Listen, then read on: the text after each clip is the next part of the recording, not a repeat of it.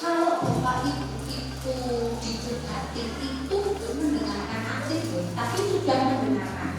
Intinya sudah mendengarkan, tapi belum mendengarkan aktif.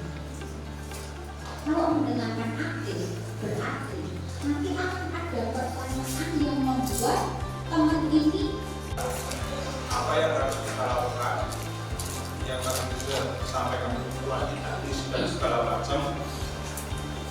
Intinya konseling sebaya yang sama.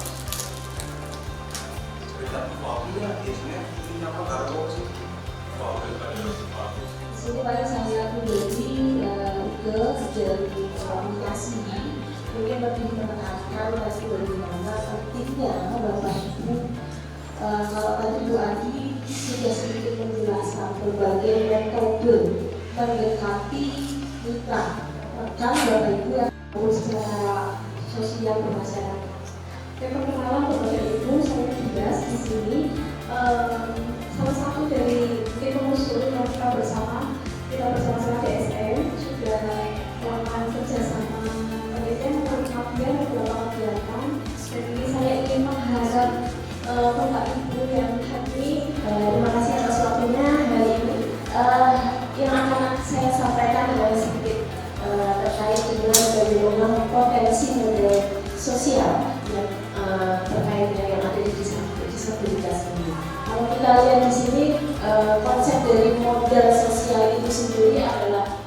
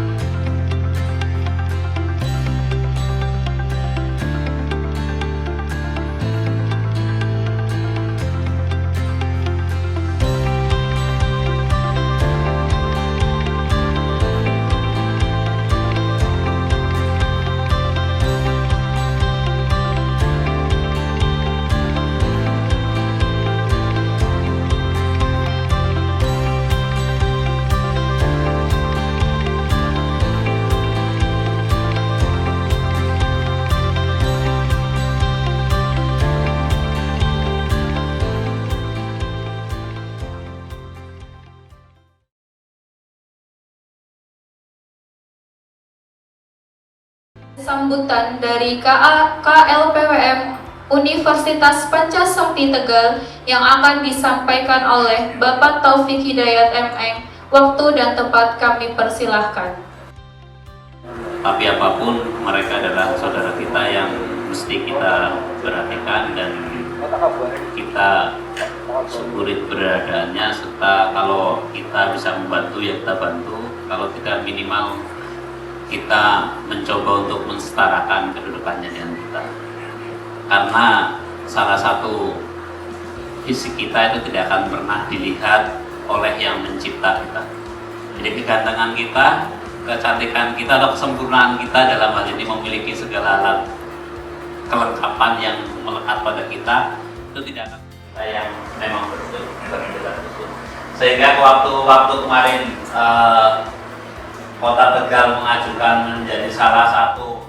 Jadi terima kasih Mbak Sesa dan teman-teman yang sudah melakukan ini. Semoga ini bisa menjadi salah satu motor yang alhamdulillah kalau nggak salah ini Mbak Sesa sudah statusnya sudah pindah jadi ya, statusnya sudah pindah.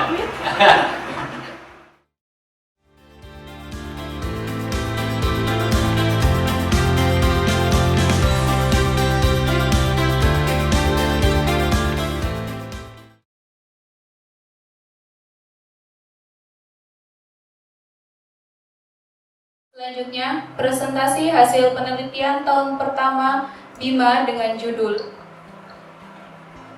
Studi Penguatan Modal Sosial melalui Peer Counseling Disabilitas menuju Desa Inklusi Berkelanjutan oleh peneliti utama. Waktu dan tempat dipersilahkan.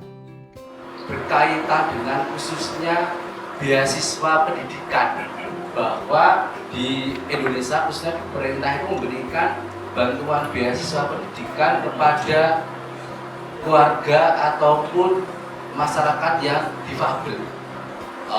Memang banyak harapannya khususnya di Tegal ataupun di perguruan tinggi swasta yang ada di Tegal bisa menginisiasi untuk penerimaan beasiswa dari pemerintah, yaitu beasiswa afirmasi pendidikan tinggi, dan itu diberikan khususnya di jenjang perguruan tinggi. Jadi mohon izin pengalaman kami yang ada di Magelang, baik itu di PTN atau di PTS, memang sudah mensosialisasikan hal tersebut kepada masyarakat, baik itu di ranah tingkat kecamatan sampai dengan tingkat desa. Jadi beasiswa adik itu khususnya memang dan di penelitian yang sama, namun kami ingin mendapat bantuan Bapak dan Ibu, keterlibatan Bapak dan Ibu pemangku kebijakan sangat kami harapkan untuk di tahun kedua. Kami harap walaupun memang kami belum ketok pintu satu-satu melalui undangan tersebut bahwa Bapak dan Ibu itu bisa ikut menyusun naskah akademik. Jadi untuk tahun 2024 keluaran kami berupa naskah akademik yang dirembuk bersama dari akademisi, kemudian dari teman-teman responden, dan tentu saja pemangku kebijakan seperti itu. Ini hasil luaran kami, sangat banyak. Ini yang kegiatan-kegiatan kami yang sebelumnya, para responden dengan kami semua. Begitu Bapak dan Ibu kurang lebihnya.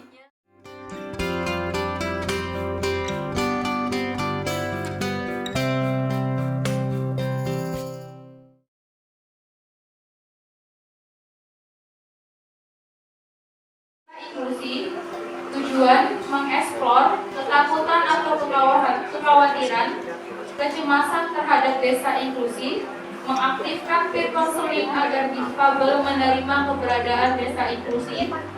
Yang keempat, penerimaan masyarakat terhadap keberadaan disabilitas sebagai bagian dari desa inklusi. Yang kelima, kegiatan dari OPD yang melibatkan partisipasi dari difabel.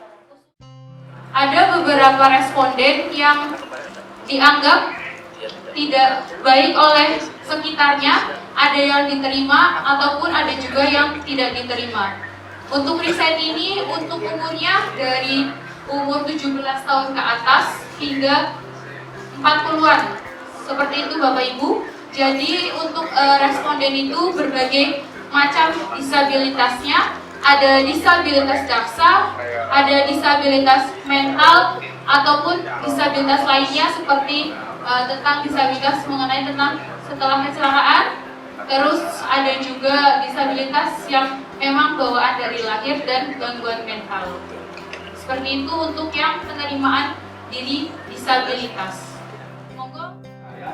Memang beragam ya, tadi yang disebutkan dari lahir, kecelakaan, maupun sakit. Itu pun tergantung dari orang bagaimana menyikapi keadaan tersebut. Memang kejadian tentang disabilitas itu secara mental bagi saya, orang yang pernah mengalami kusta itu memang berat sekali menerima diri ketika kita sehat ternyata divonis atau diagnosa kusta dan aslinya tidak dikucilkan tapi merasa dikucilkan. Ya, padahal pemerintah juga sudah memfasilitasi contoh penyandang kusta. Penyandang kusta itu kan harus di screening. Mereka di screening saja nggak mau. Keluarganya juga nggak mau, malah ada yang marah-marah. Padahal kalau di screening sudah tahu pasti ada pendampingan dan ada obat yang secara terus-menerus diberikan oleh pemerintah secara gratis sampai dengan tuntas. Itu memang pemerintah sudah memfasilitasi untuk teman-teman yang istimewa.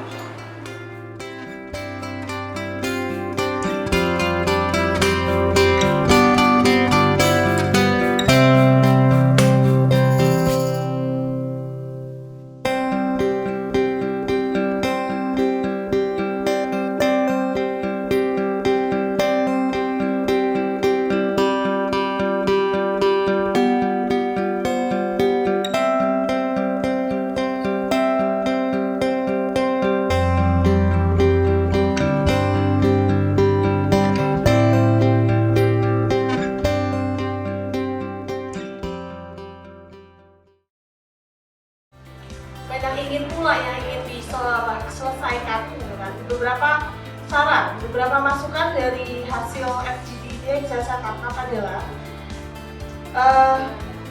program bantuan sosial mungkin sudah banyak, tapi ada yang belum tepat sasaran.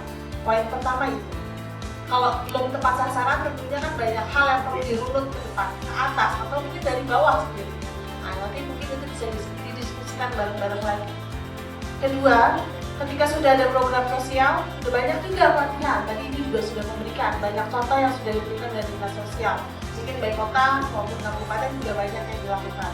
Tapi kok di sini disebut belum pernah dari 2018 sampai sekarang ya masih tarafnya itu aja. Gitu kan. Lalu tadi ada yang berkata menginginkan adanya program yang berkelanjutan. Nah, jadi mungkin pelatihan itu cuma hanya berhenti sampai di situ lalu selesai. Ganti lagi pelatihan, jadi tidak ada, kalau saya bisa katakan ketika ada satu program yang berkelanjutan otomatis kan akan timbul empati. Tadi mungkin ada menyebut empati. Ketika sudah empati, lama-kelamaan akan trust. Tadi kembali ke Pak Aris Rofiki bahwa trust itu penting buat teman-teman difabel. Alhamdulillahirrahmanirrahim. Terima kasih atas perhatian Bapak Ibu. Dari tadi siang sampai pukul 4 sore ini bukan waktu yang singkat, tadi obrolan juga yang luar biasa. Saya ucapkan terima kasih lagi, mudah-mudahan acara ini akan bermanfaat ke depannya. Assalamualaikum warahmatullahi wabarakatuh.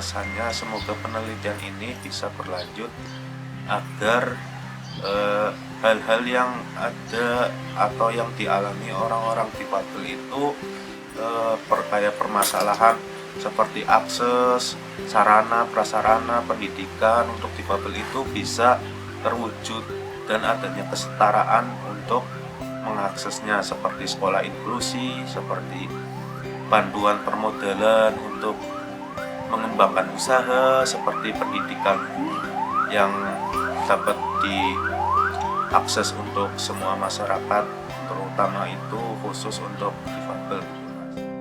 Kegiatan hari Minggu, hari Jumat di kampus FISIP itu bagi saya amat berharga sekali. Inginnya sih ada sesi berikutnya, saya siap bagi secara pribadi karena di situ nanti saya sendiri mendapat pelajaran yang sangat berharga terkait dengan posisi saya di lingkungannya, sering menghimpun komunitas yang namanya komunitas itu banyak problem-problem yang bermunculan. Di situ memberi kunci bagaimana cara menyelesaikan problem yang dihadapi oleh komunitas. Alhamdulillah dengan kemarin beberapa waktu lalu saya mengikuti forum konseling, saya mendapatkan ilmu setidaknya bagaimana cara saya untuk bisa memberikan konseling terhadap orang lain atau kepada teman yang difabel maupun yang non difabel, agar bisa memberikan atau mengarahkan mereka kepada apa sih tujuan mereka dalam hidup atau mungkin dalam usaha yang mereka inginkan. Jadi dengan adanya ini bisa lebih sangat membantu teman-teman, terutama bagi saya, belajar memberikan pengarahan kepada teman-teman. Terima kasih.